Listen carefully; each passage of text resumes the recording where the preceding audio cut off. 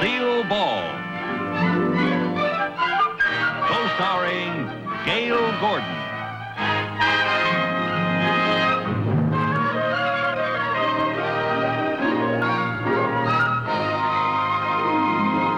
Brought to you by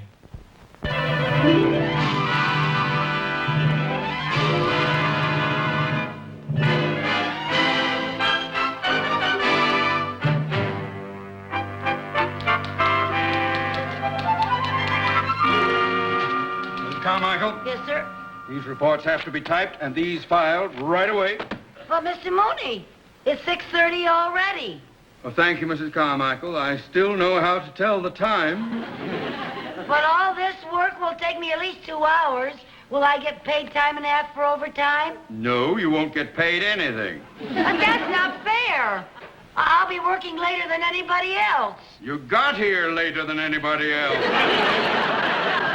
I had a good excuse for being late this morning. Good? Yes. Believable? No. I'm sorry, Mr. Mooney, for being late, but the smog was so thick I couldn't find the bus. I No, get to work, please. couldn't. Yes, sir. Working overtime for no money. Nobody appreciates anything around here. Oh, yes, they do.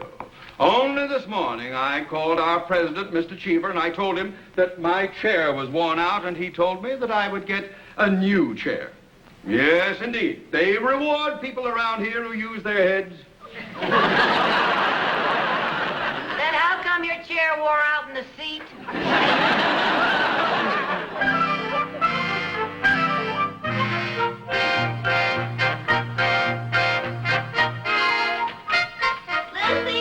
Oh, come on in, Mary Jane. Oh, Lucy, I've got the most wonderful news. You'll never guess what happened to me. You'll never guess in a million years. Well, what happened? Guess. Oh, come on now, Mary Jane. I'm no good at guessing games. I'll give you a little hint. What's the best thing that can happen to a working girl?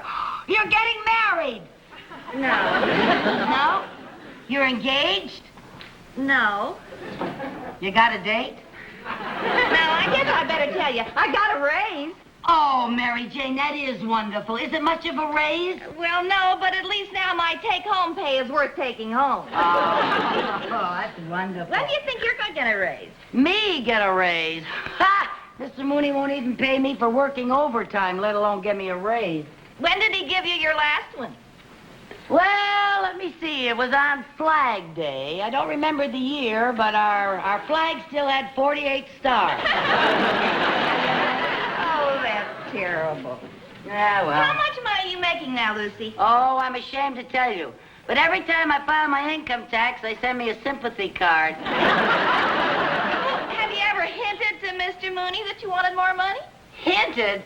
Look, I've done everything. I've skipped lunch telling him I couldn't afford to eat. I told him I have to walk to work because I can't even afford a bus.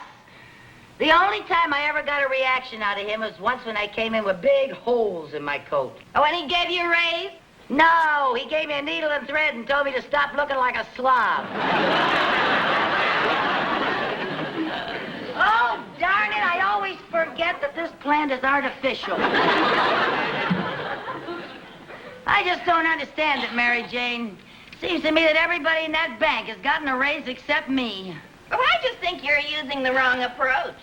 Well, what is the best way to get a raise? The best way to get a raise is to point out to Mr. Mooney what a good worker you are, that you're never absent, you're never late, and you never make mistakes.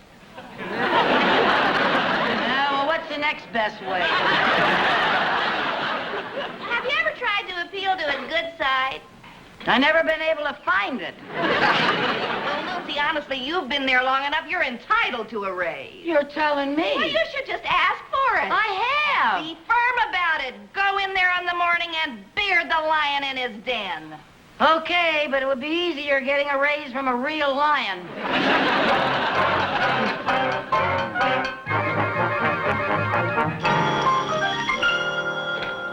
Mooney speaking. Oh, hello, Mr. Cheever. Yes, sir, the new chair arrived, sir. It's a beauty. I've just been admiring it, sir. Thank you very much, Mr. Cheever. Thank you.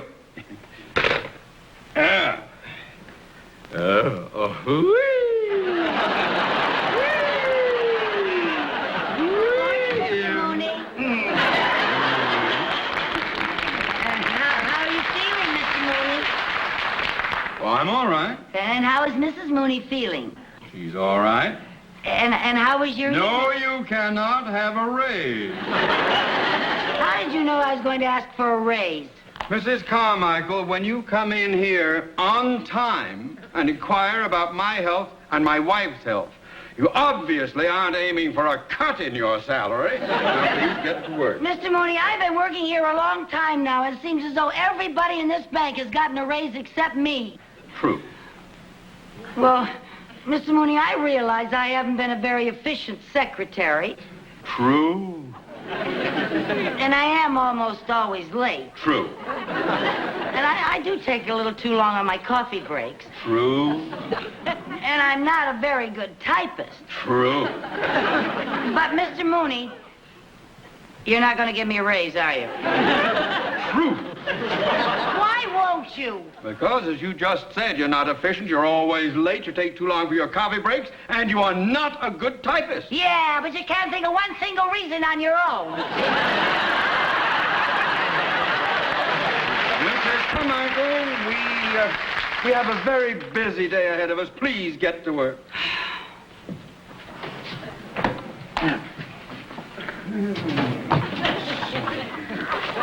Mr. Mooney, What now?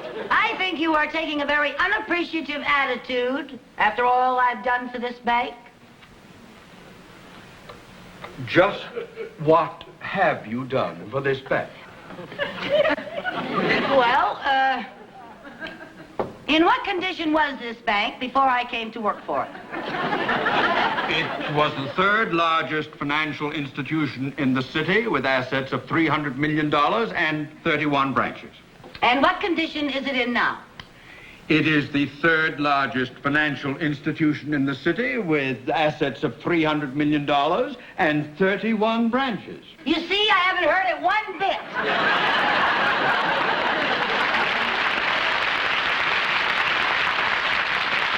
Back. I still think you ought to give me a raise. Nobody gives a raise. You have to earn it. Well, how? Either by being very efficient, which in your case is too ridiculous to discuss, or by performing some outstanding service for the bank. Like what? Well, Mr. Cheever gave his secretary an increase because she devised a new system of bookkeeping. She also suggested an advertising slogan for the bank. She also wears a sweater 2 sizes too small. Mrs. Carmichael, this is no time to be facetious. Now let me give you a word of advice.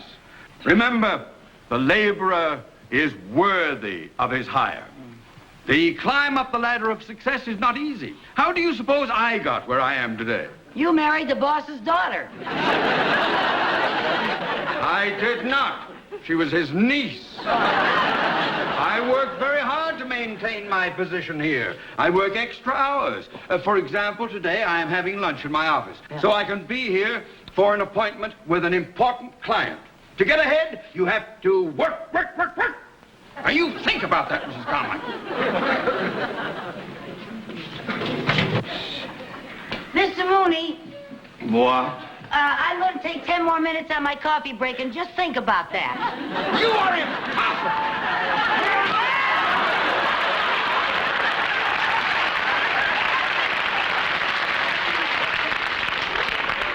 You got your new chair, huh?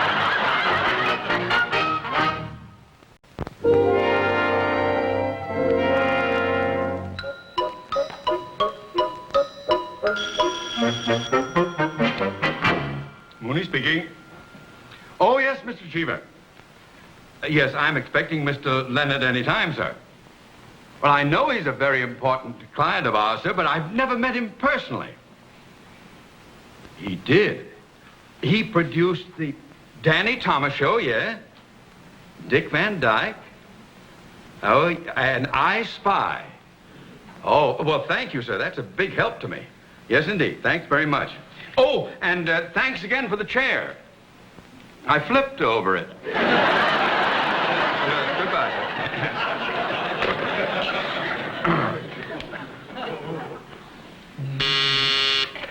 Yes? Mr. Sheldon Leonard is here to see you, sir. I'm expecting him. Send him in, please.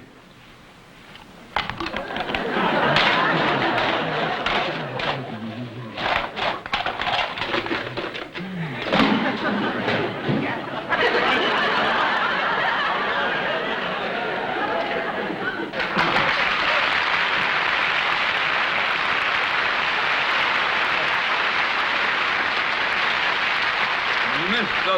Leonard. Why, it's so nice to see you, sir. Thank you. Have I interrupted your lunch? No. I had lunch hours ago, sir. Here's Mr. Leonard, won't you sit down, sir? There you are. Thank Make you. yourself comfortable. You know, Mr. Leonard, although we've never met, I feel that I've known you for years. I used to go to all those gangster movies you were in. I'm quite a fan of yours. Yes, I made a lot of those gangster movies. Yes. In fact, I still get bumped off 3 times a night on the Late Late Show.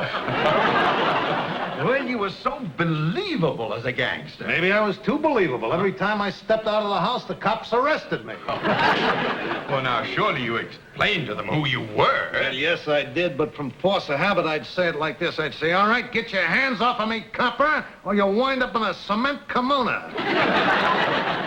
Well, it must have been quite a loss to your public when you gave up acting to become a producer and director. What public? No.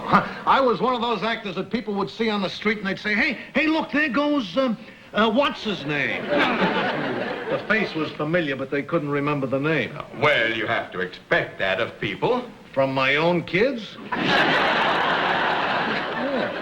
Twice the little finks turned me in for the reward. Well, I must say it was a lucky day for television when you gave up acting and became a producer. Oh, I don't know about that. Oh, yes, it was. It was indeed. Why, anyone who owns a television set today knows the name Sheldon Leonard. Except my kids. They still refer to me as what's his name. Well, I won't forget your name. Oh? No, sir. I love those television shows of yours. There's that Danny Thomas show, the Dick Van Dyke, I Spy. That is the most wonderful show. The way you have worked that around so that the... Why, Mr. Leonard, you're blushing. Am I embarrassing you? Well, yes. Oh.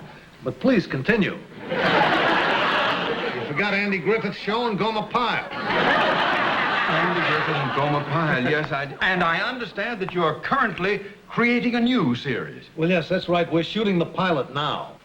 You're shooting the pilot? That's an expression in television. It means that we're making a test, a sample film, you know. In fact, that's why I'm here to see you. Oh? Yes, we have a scene in which there's a bank holdup. And I think it would be more realistic if we filmed it in an actual bank. So, with your permission, I'd like to film it here. Film it here? Yes. In this bank? Yes. Well, now, I'd like to oblige you, Mr. Leonard, but that would disrupt our entire day. Well, I don't intend doing it during your business hours. No, we'll film it at night after the bank is closed. Well, it's unprecedented and against all regulation. We're bonded and fully insured. Well, I'm afraid not. It's quite out of the question. The screen credit will read Technical Advisor Theodore Mooney. That's Theodore J. Mooney, and when do we start? We want to film it tomorrow night, but I'd like to come in tonight and rehearse the scene with my principal actors, if you don't mind. By all means. And don't you worry about anything going wrong, Mr. Mooney. I'll watch your money as if it were my own. Well, with all the shows you do, most of it is. That's a little joke. I just made that up. Right on the spur of the moment. Maybe you could use it in your it's not very funny. Is there anything else I can do for you, sir? Well, I would like to familiarize myself with the layout of the bank here. In the words of the trade, I'd like to case the joint. Case the joint, by all means. Help yourself. Make yourself at home. Oh, I'd better give you a key, Mr. Leonard. Yes. Now, here's the key to the front door of the bank, so you can use that tonight. Ah, thank you. You're welcome. Thanks very much. A great pleasure meeting you.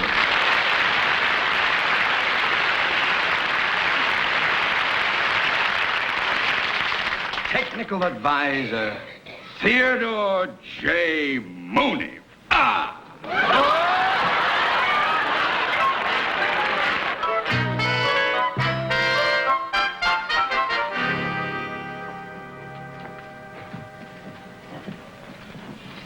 Uh-oh. The bank's kind of busy. Give me your check, Mary Jane. I'll have it cash for you so you won't have to wait in line. Okay, thanks. Would you like the bills in any particular denomination? Well, I'd like it in tens, but it's only for $5. This'll only take a minute. Maggie, when you get a chance. What's the matter? Shh. What's the matter? Shh. The bank is going to be held up. Hold up. How do you know? That man behind us is a gangster. A gangster? Yeah, look. No, don't look. I don't want him to get suspicious. Now you can look. Don't look so long. Lucy, how do you know he's a gangster? Shh, because I recognize his face. Just look at him. Don't look. Well, are you sure he's a gangster? Of course I'm sure. Why, he's probably one of the 10 most wanted crooks in the whole country. Doesn't he look like a crook to you? Don't look. You know something? I think I saw his picture in the post office. Boy, he's got a criminal face if I ever saw one. With those beady eyes, that thin, cruel lips, and that low-slung forehead. And look at that receding chin. He hasn't got a receding chin. Shh. He probably had a chin job. We better call the police. Hey, we can't call the police. He hasn't done anything yet. I'm going over and see if I can hear what he's saying.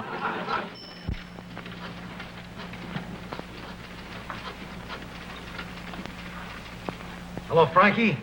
It's all set for the bank tonight. Yep, it's a perfect setup. Have the boys here at 8 o'clock. No, we can't wait. We have to shoot the pilot.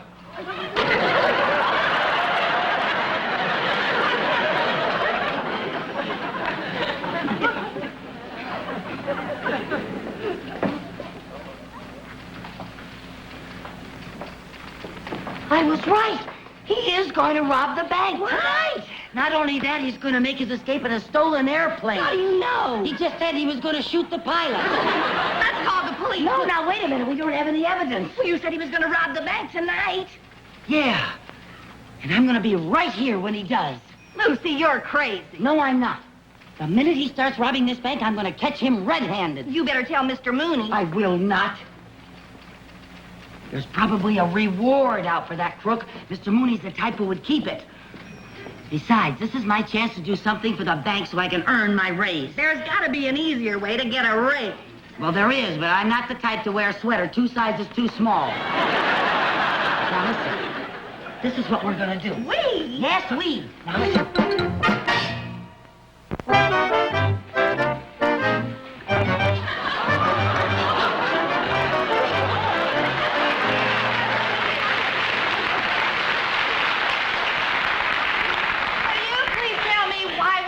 Dress up like trick or treat. I already told you so they'll think we're scrub women and not kill us. Well, I hope not. I wouldn't want to get caught dead in this outfit. Never mind. Hey, Charlie, you wait in the car.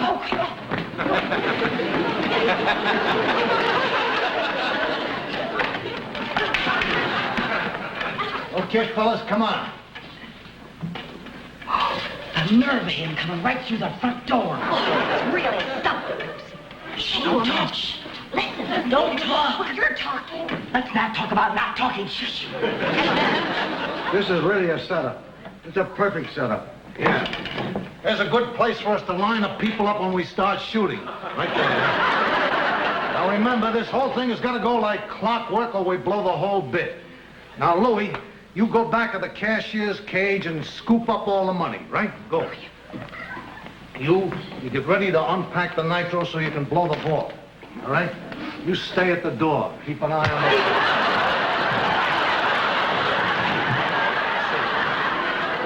We can... Louie!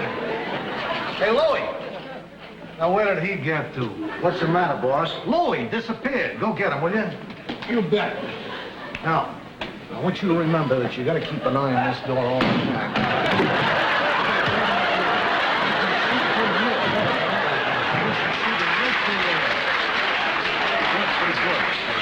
Harry! Hey, Harry! Harry, Louie! Where did they get to? Everybody is disappearing here. Go find them, will you? Okay, I'll get him. Bring them on. I got to talk.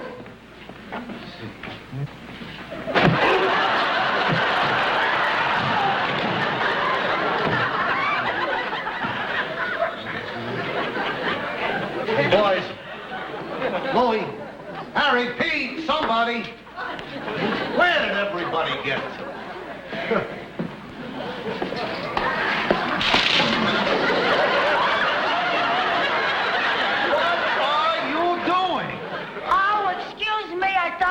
Here alone. No, we wasn't here alone. Ah. Did you see some men go back there? Men? Yeah. If there was men back there, do you think we'd be out here? I'd better go see for myself.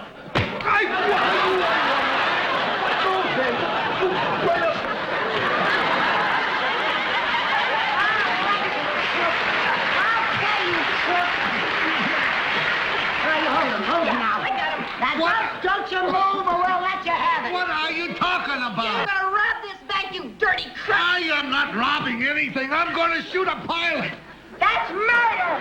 That's even worse than robbery. Look, ladies, let me explain. This is a mistake. I'm not a crook. Never mind. I know a crook when I see one, and I've seen your face 1,000 times. Yeah, of course you have. I'm what's his name? Got me so confused now, even I can't remember. Somebody's coming. Oh, maybe another member of his gang. Yeah, hold him there now. Now, look, lady. Quiet.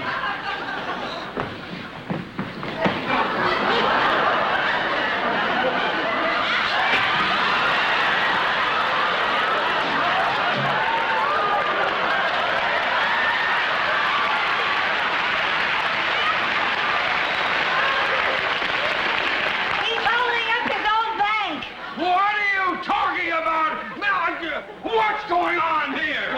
Mr. Mooney, he was robbing your bank. Oh, he's not doing anything of He's the a kind. big crook. Get your hands We up. got him. Come on, get your hands off here. You don't know what you're talking about. Oh, I don't know what you're talking about. Got a whole bunch of men here. He was robbing the bank. You're making a big mistake. You're making a mistake. Oh, You mean he's not here to rob the of bank? course not. I'm terribly sorry. Now, what happened? I don't know. All the years I've been in the business, I never had to fight any gangsters as tough as these two broads. Well, who are you? What are you doing here? I'm rehearsing a new television series here. A television series. Yes, he's the well-known actor-producer. Actor! Oh, of course. Oh, I should have recognized you. Why, well, whatchamacallhim? What's his name? He's Sheldon Leonard. Hey, Sheldon Leonard! Oh, Mr. Leonard. Oh, I feel so embarrassed. I'm terribly sorry. Come on, Mary Jane, let's get out of here. I'm sorry. Just a moment, you two. Just a moment. I want to know what's going on around here. Well, Yeah, so do I. yeah, well, I'm Mr. Mooney's secretary, and I thought you were robbing the bank, and Mr. Mooney said I could earn a raise if I did something extra and special, and when I heard that you were going to shoot a pilot, well, I thought you were crooks, and that if I caught you, I'd get a raise, and the Department of Income Tax could stop sending me sympathy cards. What's she say? I wouldn't know. I speak 7 languages, but not hers. I'm terribly sorry. Come on, Mary Jane. No, wait a minute. Come back here. Come here. What? You ever done any acting? Acting? Yeah. No, sir. Well, I suddenly got this idea for a new television series. You see, it would be about this kooky red-headed girl, you see, and she works in a bank, and she gets into all sorts of impossible situations, and forget it, nobody would ever believe it.